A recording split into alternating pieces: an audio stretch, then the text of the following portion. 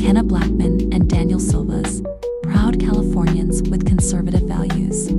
Dive into the Golden State's latest news, laws, and national stories. No fluff, no filter, just raw, honest takes on how these issues impact you. Tune in for truth, laughs, and bold perspectives. Let's get started.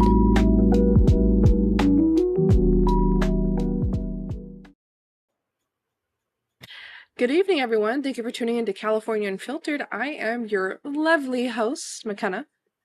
And this is your IE Riverside County guy from Hoopa Valley, Daniel Silvas, here representing.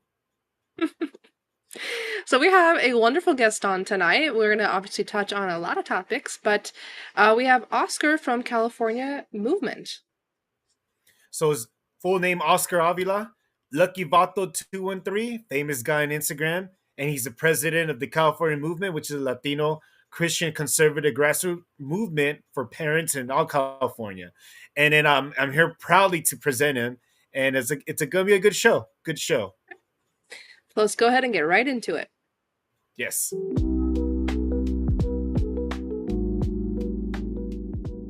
All right. Good evening, everyone. Let's go ahead and get started. Today we have Oscar with us. Oscar, go ahead and tell us who you are and what you do.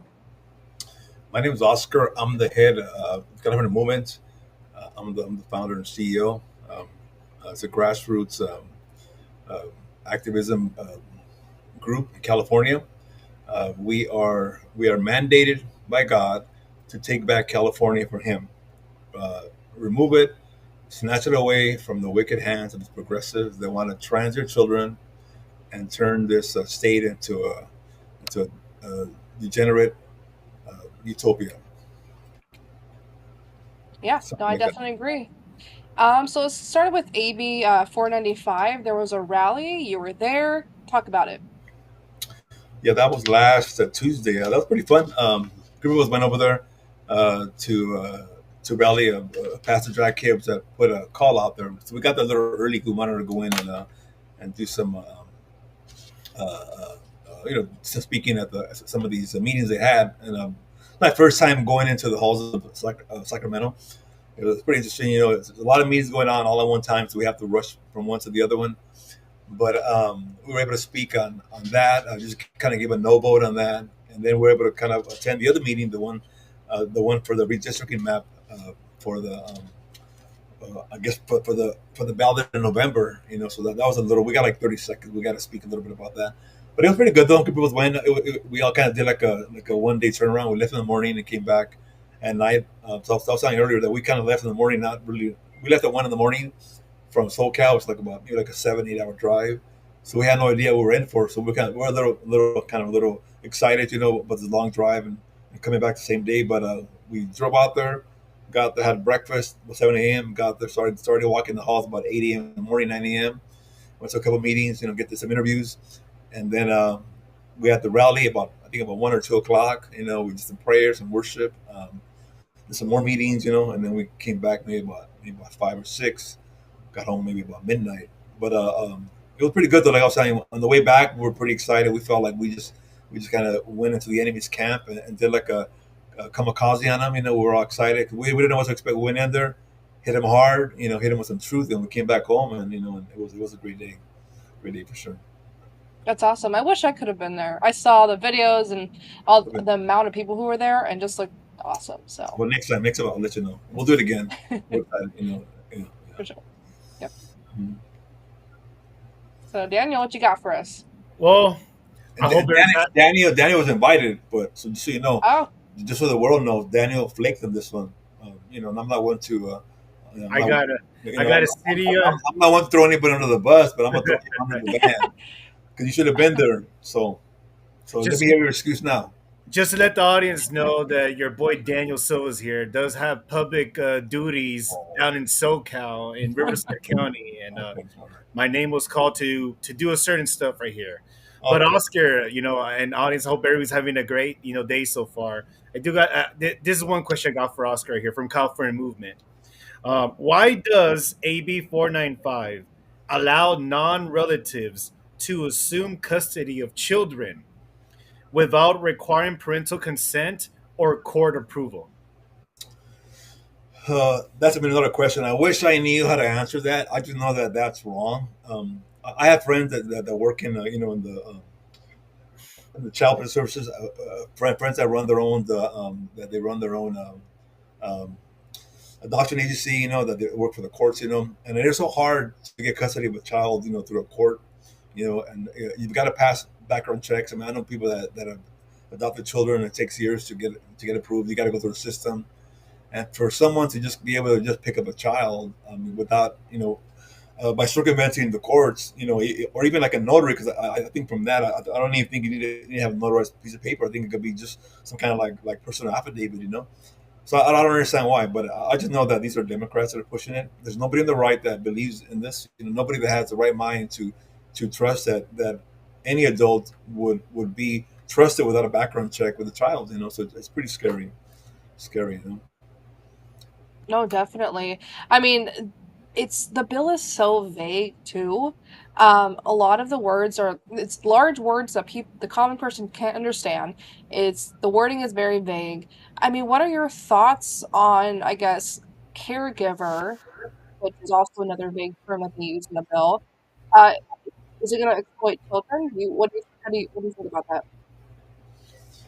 Yeah, I'm not an expert on that. I read the bill briefly, and I know there's a lot of Hmm. this is so why I think it's so dangerous. Even Nicole Pearson, the attorney, she went through it. She's got a good video on it, and but the fact that the bill is so vague, I think, of what makes it so dangerous. Because people that are that are bad people that have bad intentions are going to use these loopholes, to their advantage. And one reason why I've talked against about it, why I've been against this bill, because I know that usually the victims of these kind of crimes, are children that come from broken families, children that are raised by a single grandmother, a single parent, or maybe a mom, or whatever. It's always the socially economically disadvantaged child. Usually, it's always a child that doesn't have parents that are really involved. And it's always these child. And I know from studying these people, I know that predators, prey on these kids. They go out there. We did a video a while back, where they interviewed this a convicted child molester. He had just got out of prison. They asked him, now his job was to help law enforcement like protect children. Right? He said when he was a predator, what he looked for the fatherless homes. The children I that yeah, I was know the so interview you're talking about. yeah, Yeah. and it was so scary, right? Because he was so blunt. Oh, And I know it's common sense, but so I think maybe people that are well intended or say, well, it's not a bad bill because it protects children, right? But in reality, every child has a emergency card on file at the school. They got neighbors, they hmm. got family. There's always somebody in their card, right? So what it is, it eliminates that card, and I think it puts others in that position of being able to pick them up. And I think this is where the danger comes in: is the parent's not around. The parent, for some reason, not around, right? Whatever reason, right? Not around, and the parent has no control of who picks up the child, but that adult now becomes the main benefactor or the main custodial care, and that person could be a good person or it could be a bad person. And I don't know about you, but I have daughters. I have daughters, and I don't even allow my own family to pick them up sometimes. Because I got some crazy kids. So I'm very protective of my kids. So I would really fear for any child to be picked up by anybody that the mom or their dad do not approve of. That's wrong. Definitely. It really allows like SVPs to operate in plain sight too.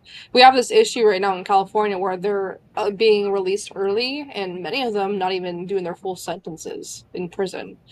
Personally, I don't think they should be released at all. I think they all should be chemically castrated, and live the rest of their days in prison. But that's just my opinion. So. Yeah, yeah, I agree. And Oscar, you brought up a very important thing. So every parent in California in with their kid in public school, they have like an emergency contact card. Who to call in case for anything, right?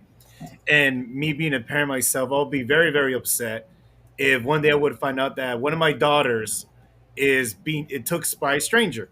So I got a question for you, Oscar. So what protections ensure AB 495 won't undermine parental authority by allowing third parties to make decisions for children without oversight? So, I mean, is there anything in the bill that has that that has protections. I don't know. I don't think there is. I mean, this is why I think we're so upset against this bill, because literally this bill gives somebody a blank card, a blank, It feels like a blank check, huh? yeah, like a blank check for a child, So I don't know. I mean, I just think this bill is so dangerous and it was I think so rushed through, so badly written. I think that it's in the danger to a family and altogether. So I'm not sure if there's any kind of provisions that protect children. I just know that the bill puts them in danger. I know that. So yeah, What it sounds like though is that there's no like set requirements or restrictions like in this bill. I think like what the main goal is, I forget who wrote the bill, but it was a she, I believe, was saying that, oh, it's for children of immigrant families and when addressing the deportation issue and stuff like that. But in reality, it doesn't just, you know, address that. It affects all of our kids. yeah. So I don't know if you read over the bill, but it sounds to me there's no, I guess, steps or guidelines or restrictions, whatever you want to call it, uh, to it really.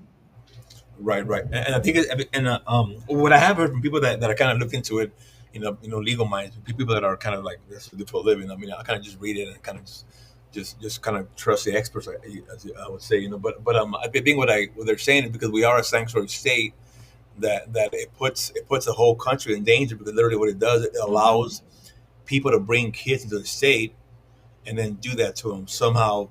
It'll happen here, So it pretty much puts the entire country at stake, because literally, that the state's known for homeless people, for sexual surgeries on minors, So now you have a law that allows you to take custody, I guess temporary custody of a child.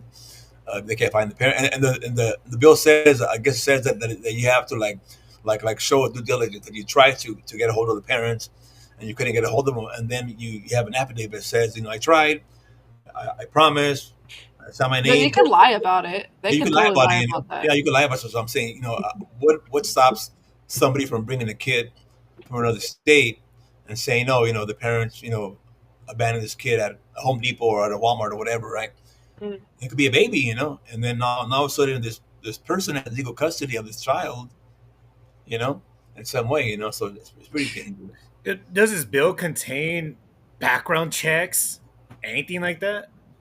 From what I hear, it doesn't. It doesn't. Yeah. I No, mean, I've heard that no. they don't even require an ID. So that shows Any you. or any documentation really. Any document, yeah. It's just like an affidavit. It's just a sworn affidavit, not even notarized. Just I just my name is so and so. Yeah.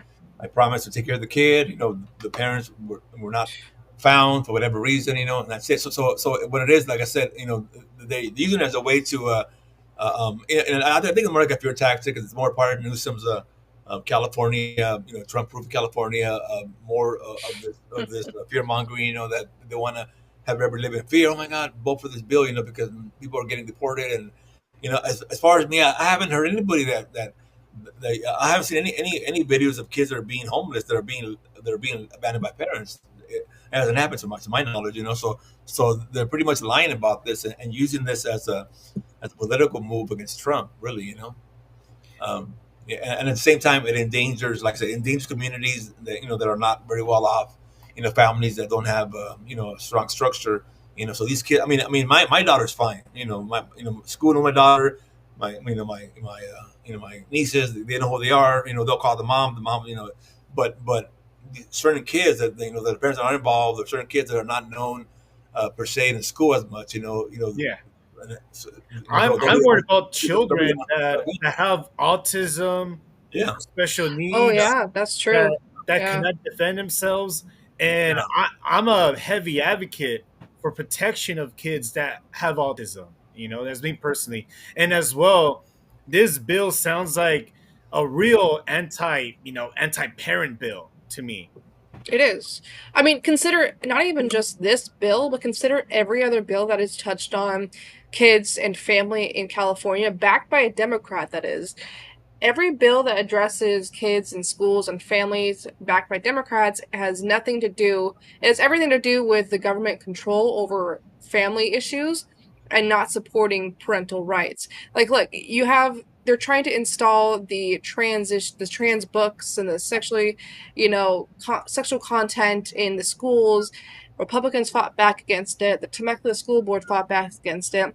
But Democrats, I really, really question the mindset or the state of the Democrat Party right now, because they push so hard to warp our kids and to take our kids away from us. I don't have any kids yet. I'm way too young for that right now. But as someone who was a nanny for really, really young boys and girls, it does hit home for me too, because I don't understand why they want to take away our kids so badly and destroy their development, like their mental development. Yeah, yeah, yeah. I mean, it just shows how broken the system is. I mean, just the case of that little boy that just can't think of his name, the little boy that that they believe that he's dead, right? That he passed away. Mm-hmm. They arrested the two parents, or Mm-hmm. the couple a few days ago and stuff. And they can't find the body still. And records show that I guess the father, or if he's a father or not, the guy he had a previous conviction of of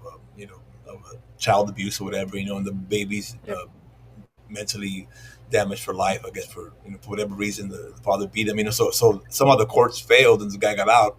And we see time and time again where you could go back in history and see so many kids, that get abused and I'm not sure you could say unalived or the other word and stuff, but so many kids that pass away, because literally, the system, there's reports that are made, there's welfare checks, the kid is left there for whatever reason, and then the parent ends up doing something, or these abusive parents, that courts order the parents to have visitation rights, and the kids are screaming they don't want to go because they're afraid of the parent, and the courts force the kids to go.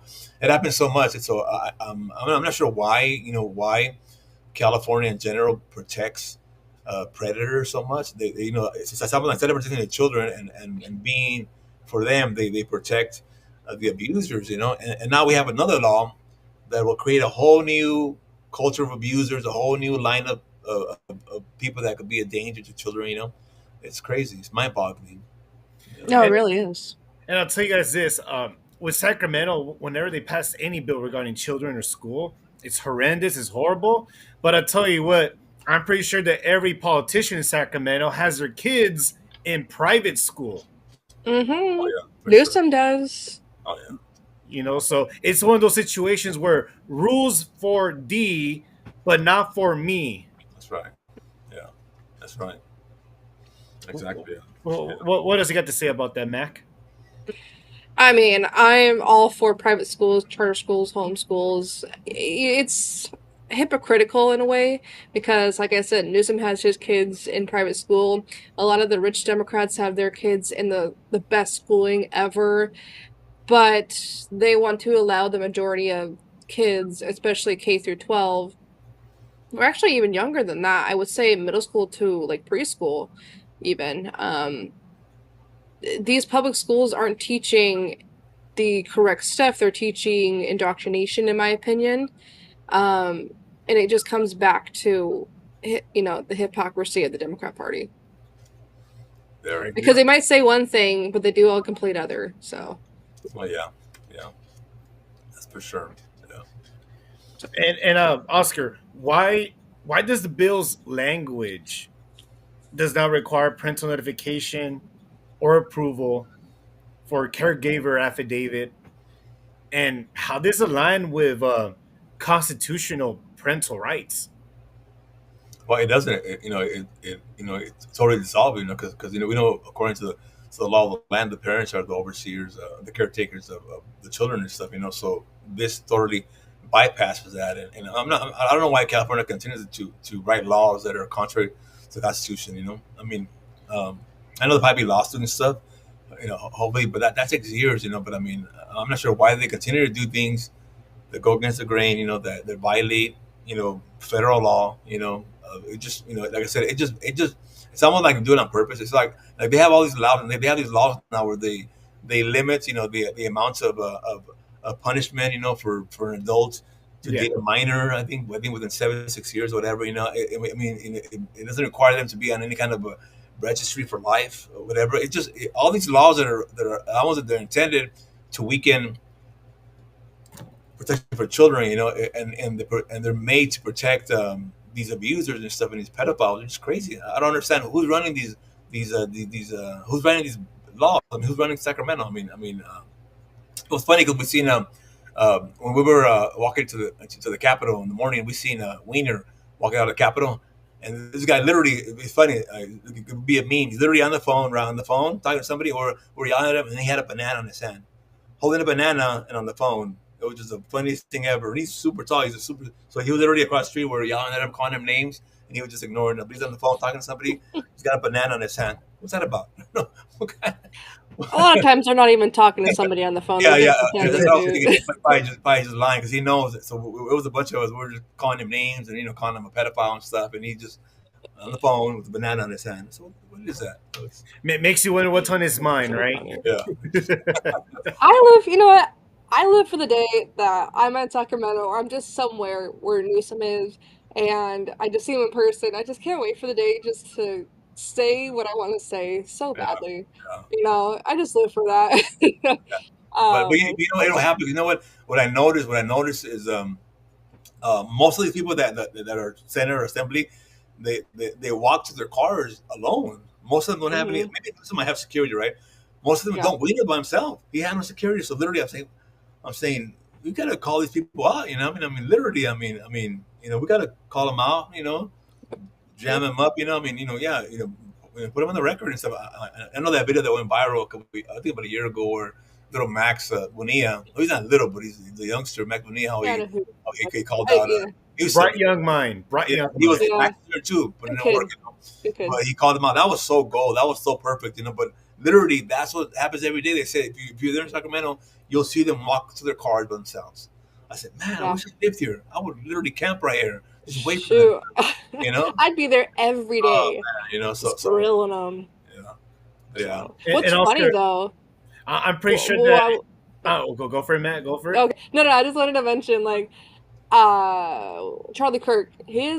So Newsom's younger son, or maybe it's an older son, he has multiple kids. So one of his sons, I guess, is like a big fan of Charlie Kirk, which is so funny to me. I'm like, you're raising a Republican right now, which is so hilarious. But go ahead, Daniel. I just wanted to mention that. Yeah. Well, I do want to mention one thing that regarding the California movement. I'm pretty sure, California movement is full of parents, right, Oscar?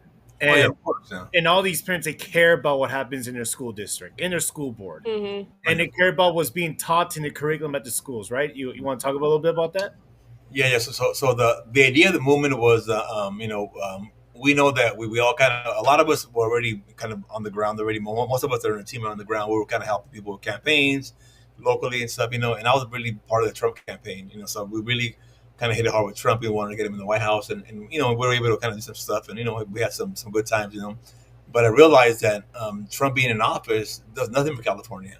As we see, Trump is talking about defunding the Department of Ed, right? Which is cool, right? But literally, you have boys that are in girls sports and stuff, and really, California with Newsom now Newsom's trying to clown Trump now. He's literally trying to copy Trump, and he's trying to meme Trump now. So they're pushing back. They're copying with everything. Yeah. They're don't have an original thought in their mind, right?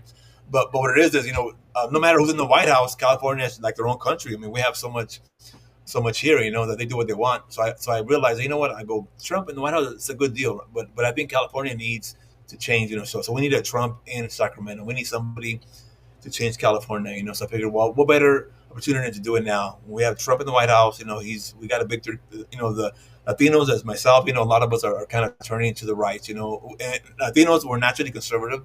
We believe in family. I've always been. I have 4 daughters. Well, actually, I have 7 daughters. I had 4 bio, and then I have 3 for my wife. So I have 7 beautiful daughters. And I feel like a king when I'm around them. So I believe in family. Grandkids I got some grandkids now. More coming in the way. So I really and I'm like the copycat of mostly Latinos my age. We love family. We love our culture and stuff. So we're conservative. We like to conserve what's good, which is that family value. We believe in God and stuff. We believe in a good community, safe schools. Freedom. So I said, why not continue the movement, but in California only. Start So we started doing that, and most of us were involved in parental rights. So in the Shaw, we're involved in that. We were involved in helping her get elected and stuff. So I believe it's just another level for us to get involved in politics. And I was never I never cared about it. I voted, but I voted for whoever I seen on TV. But as I got red pilled, like they say, as I got the lights on in my head, I began to realize that there's a big difference between the right and the left. And the right, the Republican Party, being not perfect or nothing, but still, that's a party that believes in family values, family structures, parental rights, freedom. So I said, well, that's the party that we kind of more identify with.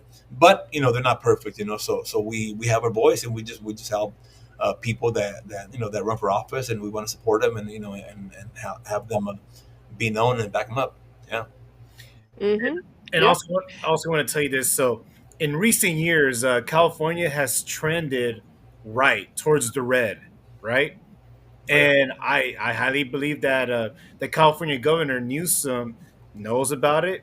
Every politician in Sacramento knows about the rightward shift. So I think that's all part of the Gavin Newsom's redistricting plan. Well, it is, You know, obviously. Oh yeah. and But he's only redistricting because Texas is doing it. That's Which it passed in that's the news. Texas, by the way. Yeah. If you didn't know that, it passed, I think, the Senate in Texas Mhm. or the Assembly, one of the two.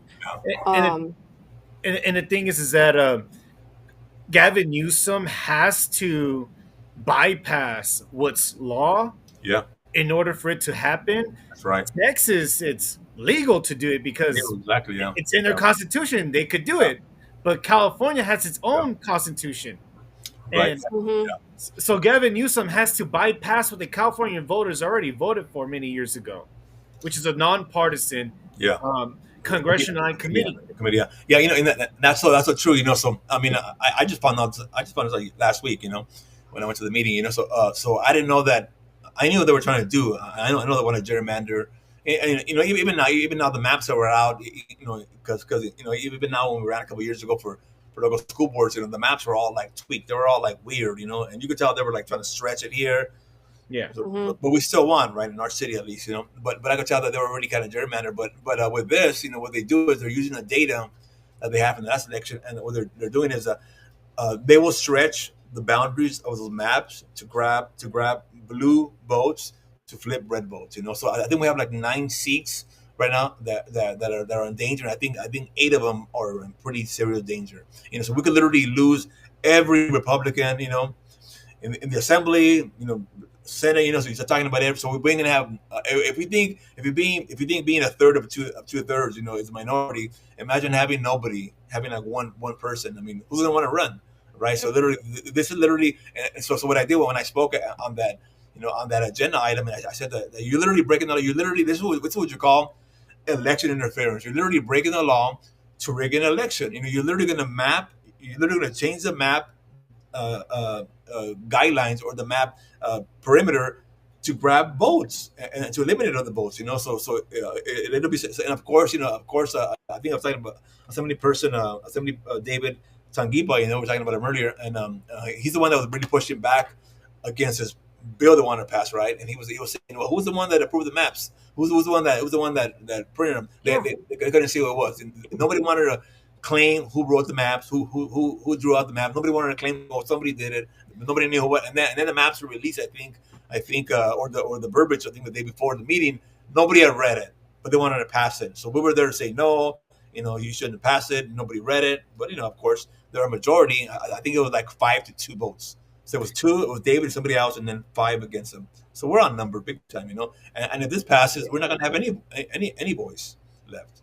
And We need James O'Keefe to go undercover, or send yeah. someone to go undercover to figure out who's doing what James is in the awesome. Capitol. Oh my gosh. But what's crazy to me is, I don't know if you saw it, but Katie Porter is allegedly leading in the gubernatorial race, which is concerning to me. I think the top 2 right now is Bianco and Porter, actually, Oh, which I think would be a good, I guess, debate or whatever.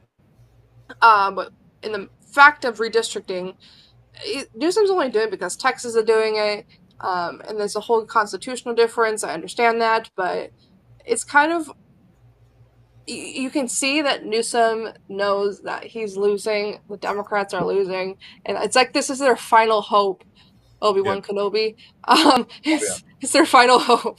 yeah. The Hail Mary, yeah, exactly, yeah, Yeah. And also feel for the voters, right? Because I'm gonna give you one real life example. Congressman Ken Calvert. He's the longest serving yeah, Republican congressman in California, in all of California. Yep. So They're trying to get him he's out. he's currently the representative of an area of Riverside County where he got elected out of. They want to gerrymander, move his district to Los Angeles County. How does that make sense? oh wow, And then I feel bad for Los Angeles voters because they didn't vote for this. They no, they don't want King Coward to be their elected official. And on top of that, Riverside County voted for Ken Calvert to be their elected official. So why is Gavin Newsom totally going behind the voters' back? That's the part that ticks me off as a Well, Californian. well, here's the thing, though. District 43, I believe it is, in San Diego, Congressman Darrell Issa represents 43, I believe.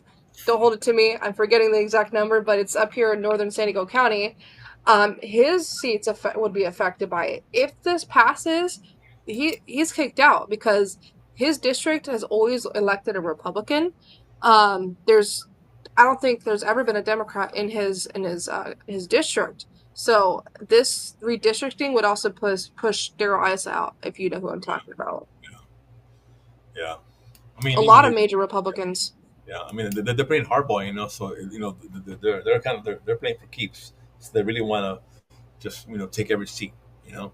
Yeah, Personally, I think Newsom, this move is a beta male move because it's a reactionary move based on an alpha male state that they're doing because they can, Yeah. and and I think this is going to trigger a nationwide reaction. I think every red state is going to do the same thing what Texas did, yeah, and then the blue states. I personally think they already gerrymandered as much as they can. I don't think they could I mean, look at gerrymander. Illinois. Yeah, Illinois. Like, who drew those maps? Uh, mm, um, you know, a young kid from school. It had to be real yeah. creative. It's like scribbles. Right, right. Yeah, yeah. So funny to me. Yeah. So again, like I urge every Californian to vote no. Is it called Prop 50? I'm not sure yet. I'm not sure. Yeah, but Can Is there a name to it yet? I haven't seen a name to it yet. let me ask my tech guy back here. I just know it's like a proposal that was the assembly approved on Thursday, I believe it was. Um, I don't think I haven't seen a name for it yet. yeah. I mean, though it'll be out pretty soon. Yeah, we'll be able to Yeah. talk about it and maybe yeah. But I mean, yeah, this is big. So we have to make sure that we make enough noise and let everybody know that this is wrong. And from what I'm hearing, I think most Californians don't want this because they already voted to make it independent. So I think most Californians do not want this. But of course, you have the radical, diehard leftists. That don't care. They will cheat. They will censor you. They will dox you. They don't care. You know. Hmm. So according to our tech whiz Geo, thank you Geo out there, that it's called Proposition 50, 50. Okay. So it's already on there. Yeah. Okay. So I urge every Californian to vote no on Prop 50. Wow. Yeah, it's horrendous. Vote no on a lot of propositions and assembly bill. Yeah, usually all of them. Oh my gosh. Yeah. Wow. And, A lot and, coming. and I believe the official number is, as of right now, for Gavin Newsom's plan for Prop 50 is about $200 million, allegedly. Expensive. Around, I think. All for one proposition. Yeah. For one. Let's totally forget about the deficit that we're in and the debt that Yeah. we're in. Oh yeah. Are we just forgetting about it? And it's so mind-blowing. So we were driving down California on the way back, from the meeting last week, and we drove by a bunch of fields, through Fresno and in Central Valley, and all over the fields, the dry fields. There's nothing being grown, and they all have like hate Newsom signs everywhere. Hate Newsom, you suck, It's Pelosi. pretty red through there too. Shift, yeah. I mean, literally, they because literally there's no water. They literally killed all the farms in Central Valley. Mhm. A lot of them are are hurting, but most of them are empty, and I think at this time they should have some crops already. But they look pretty empty, So you can tell California doesn't like Newsom, but you have these deep, heavily populated blue cities like LA and the Bay Area that maybe even San Diego, this is kind of how they get elected. They have these big red voting blocks that really pick them all the time, you know what I mean? So the regular people like in the IE, we don't vote for Newsom, we're a little more conservative, but we get outvoted by the numbers, So I think too that this whole census thing that Trump's trying to do, the midterm census thing, I think he wants to eliminate all these illegal people that are counter and stuff, because it's giving them more seats too to the Congress and stuff, So I think a lot of that maybe might be able to help balance it out too, But I mean, this is what it is, Literally, all these people that are being counted, they hate Newsom, but they don't vote. I mean, they don't vote. They're quiet. So the ones that are really active are the ones that are in deep blue cities. All these extreme leftist, progressive people. They vote. I mean, I always get. I mean, because I used to be a Democrat for years, and I still get mail from people that are in the area. Vote for me. And they say Trump's a racist. So, man, I look at the mail and I say, man, these people are crazy. But I mean, they got money. They push lies, propaganda. And people that are not aware of it fall for it. Mm-hmm. Yeah. And I want all the audience and people in California to know that once upon a time, California's Central Valley, the Grapevine, for crying out loud, was called the salad bowl of the world. What was the term, Oscar? I'm not sure, bro. Yeah, I think it was called the salad bowl of the world or something like that. But California, once upon a time, before Newsom and the Democrat supermajority Sacramento, we were a green state, a blue state filled with water. Not holding water up north from going to people's homes or to the farmland. The reason we don't have water because they want to protect a stupid fish. Yeah, fish, exactly. Yeah, exactly. Come on. Ridiculous, yeah. So you rather let people, affect people, but you rather protect a fish? Yeah, exactly. Yeah. What? Ridiculous, yeah. Wow. I wonder if the fish is voting. If dead people could vote, can fish vote? Fish vote. Honestly, to Democrats, they probably can. At this rate. So I'm pretty sure there's a ballot out there called Heckle Fish. It is possible. You never know. Never know anymore, I feel like. So Oscar, I want to give you another message here. So what's the message you got for the California people, for our audience, to talk about the California movement? Give us one last hoorah. Yeah, so I would say to all the Latinos, all the conservative minded, just understand whether you're black, whether you're white, Latino, most of us are conservative. If you love your family, if you love your children, if you love God, if you love tradition, you're conservative. You're not a progressive, you're not a liberal. Liberals, progressive people, they have no standard, they have no morality. They go by their feelings. They go by whatever the media tells them. Whatever the fake news pushes, they believe it. And us, we're pretty rooted in what we believe in. We believe in freedom and our family, and do what's right. Presenting children. So if you're like that, pay attention. Come next year, November for this bill, and then come next year for the midterms. Vote.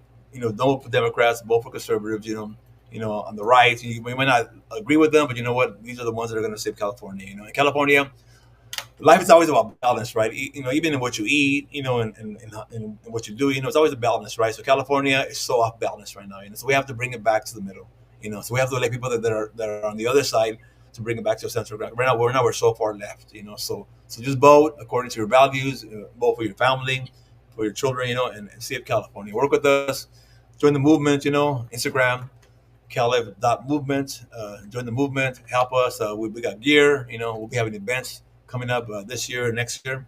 Get involved, Get involved. And you got it, folks. You believe in God. You're no longer a Democrat. You're a conservative. Yeah. And with that, conservative heart. Feel free to join California Movement. Follow their Instagram, California movement, correct? Instagram handle? Right. Yes. Yeah. So you got it, folks. So God bless you, Oscar. Right, Makenna? Mm-hmm. And thank you for coming on the show. Thank you for coming on tonight. Guys. God bless you. God bless you. Talk to you soon. Bye-bye. Bye-bye.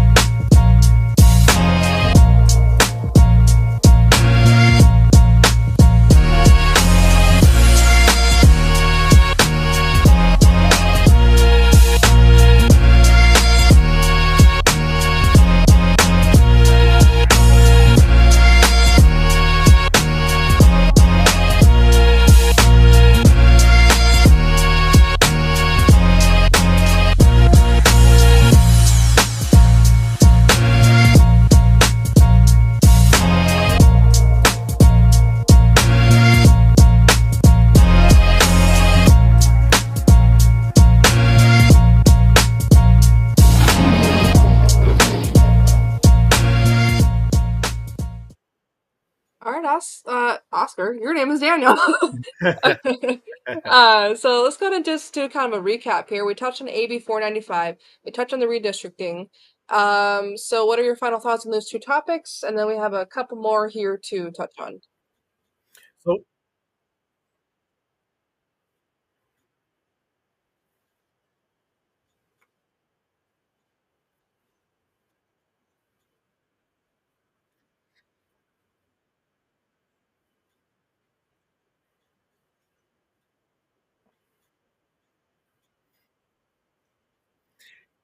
and for the audience, that's Oscar refusing to exit the door. I was just gonna say, I'm like, oh. The security team is trying to force Oscar out the door, but Oscar screaming, bring me back in. He's not done.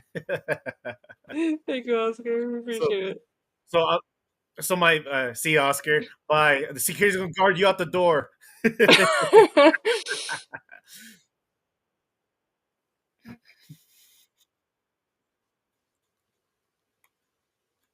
Go ahead and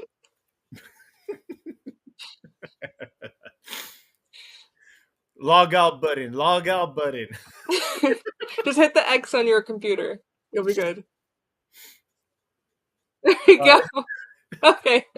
And that was our buddy You know what? Oscar. This is good. That This was is our buddy funny. Oscar audience refusing to exit the stage. Yeah, multiple security guards had to escort him out for his own protection, not our protection, his own protection.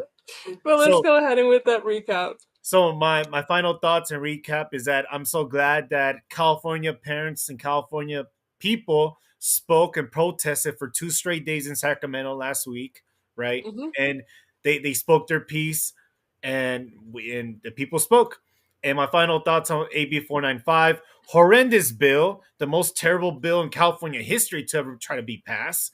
And I hope by the 29th of this, so 2/9 of this month, I hope the California senators ultimately reject that bill. Yep, I agree. Definitely. I wanted to talk about the horrendous X post by Newsom and his newsroom team. Have you seen like the merch that he's like putting out that's like literally mimicking Trump's merch? Make California or Newsom was always right and stuff like that. I'm gonna pull it up right now. I'm gonna show everybody on X the horrendous like merch that they're trying to create. Oh my gosh. Do you know what I'm talking about? I believe one of them says, "Make America Gavin again." Yeah, that's what I was thinking. So I responded to that post from their newsroom, and it was the most hilarious thing. I'm like, this is a weak attempt to copy what's already great, you know. So my message to the governor, to Gavin Newsom, is like, I don't know who your consultants are. I recommend you give them a timeout, and you take a timeout from campaigning. Find out what platform you want to, I'm promote. gonna show everybody what I'm looking at. I If hope it wants to. our hope audience can see. If not, we're gonna post it. Yeah, well, I don't know if we can see it. But it's probably not, but it says Newsom was right about everything. And then there's a shirt one that says Trump is not hot. Oh. Oh wow. Like And- you are? And I believe that Valuetainment's main host, Patrick Bet-David, he gave a direct message to Gavin Newsom, and then we're going to have that for the audience come in this slot time. Yes. Yeah. So. No. But then lastly, kind of here, just to kind of wrap everything up for everybody. Trump signed an executive order to make it illegal to burn the American flag. I think you have to if you burn the American flag and you're found guilty of it, you have to spend 1 year in jail. Newsom responded to that actually today that I saw. I was kind of just going through X earlier today. What did he say? This is probably not going to be word for word, but he said something along the lines in like an X post or his newsroom did, about how people on January 6th replaced the American flag with the Trump flag. And of course, they want to continue to harp on January 6th. Let me remind everybody, that was a whole setup to make Trump supporters look bad. One, one, the far left, they're still talking about J6 and January 6th. Ridiculous. They cannot let it go. And the reason they cannot let it go, because that's probably one of their last victories they've had in many years. And that's the only thing they could even talk about. They had many losses since then. Many, many. Yeah. I mean, I wouldn't even really call it a victory, to be honest with you. I think, A I major mean, fail. my personal opinion was, yeah, it was a stolen election. I have no problem making that known because it was clearly so obvious. But my other point is, I feel like it needed to happen because we wouldn't be where we are today and we wouldn't have figured out just how bad the Democrats are, just how bad Biden was. Because without him actually being in office, unfortunately, we would have never known. And I'm sure a lot of people would have still been asleep about it. And I think a lot of people are still asleep, but also a lot of people are waking up to it. So Trump has done a lot in like what, the first 9 months now, almost 9 months. Well, what I think it is the American people, and especially the Californian people, are starting to see, and what's really happening at our schools was really happening in Sacramento, and people are waking up, and people are revolting. They don't want no more of the supermajority, and I agree. And I do want to say that's out for folks. So we want to, I want to say God bless everybody. Have a great happy week, and get ready for the next show, right, McKenna? Yes, I'm excited. Of course, tune in every Monday night, 7 p.m. Pacific Standard Time. Follow us on Instagram, X. We will have a Facebook soon, also on Rumble, and subscribe to our YouTube account. Other than that, God bless and have a wonderful night.